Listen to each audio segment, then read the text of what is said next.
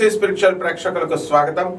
ముందుగా మనం ద్వాదశ రాశుల వారికి ఎలాగుందో మనం చూద్దాం.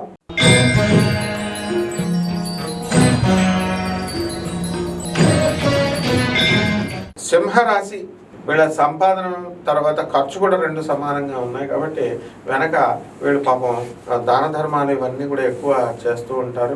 అలాగే కోవిడ్ బారిన కొంత అనారోగ్యాల బారిన ఈ సింహరాశి వాళ్ళు ఈ సంవత్సరం ప్రారంభంలో పడడానికి అవకాశాలు ఉన్నాయి. కాబట్టి ఈ సింహరాశి వారికి అంతా కూడా ఆరోగ్యపరంగా మీరు కొన్ని సలహాలు తీసుకోవాల్సినటువంటి అవసరం ఉంది. ప్రివెన్షన్ మెజర్స్ పాటించాల్సినటువంటి అవసరం ఉంది. అలాగే ఈ వృత్తి వ్యాపార ఉద్యోగ విషయాల్లో మీరేం చూసుకోని అవసరం లేదు. మరి ఈ యొక్క సింహరాశి వారికి చక్కగా ఇప్పటి వరకు మనకి సప్తమంలో ఉన్నటువంటి శనిగ్రహ ప్రభావం చాలా వేధించింది లాస్ట్ ఇయర్.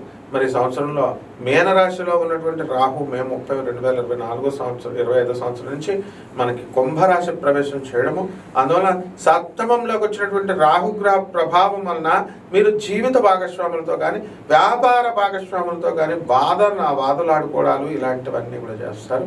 కాబట్టి ఇలాంటి వాదించుకోకుండా మీరు పరిస్థితులు వితండవాదాలకు తాపివ్వకుండా మీరు ముందుకెళ్ళండి. అప్పుడు భార్యాభర్తల మధ్య అన్యోన్యత పెరుగుతాయి. మీ అప్పులు ఇవన్నీ కూడా అవతల వాళ్ళు మీకు తీర్చడం అనేటటువంటివి జరుగుతాయి.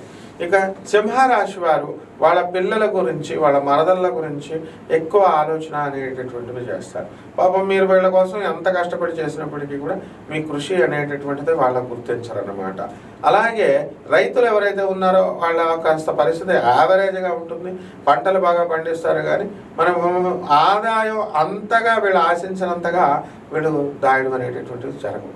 మరి ఇళ్లలో మరి పనులు చేసేటటువంటి వాళ్ళ వృత్తులు అంతా కూడా స్టాండర్డ్ అవుతాయి. అదేవిధంగా ప్రభుత్వ ఉద్యోగాల్లో commercial tax, income tax, railway ఇలాంటి డిపార్ట్మెంట్స్లో పనిచేస్తున్నటువంటి వాళ్ళందరికీ కూడా ప్రమోషన్స్ రావడానికి అవకాశాలు ఉన్నాయి.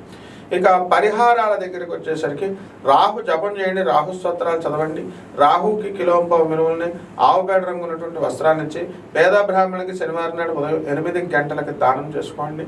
అలాగే దశమహావిద్యల్లో ఒకటైనటువంటి బగళాముఖి అమ్మవారి యొక్క హోమాన్ని మీ ఇళ్లలో జరిపించుకోవడం ద్వారా అద్భుతంగా ఉంటుంది. శుభమస్తు.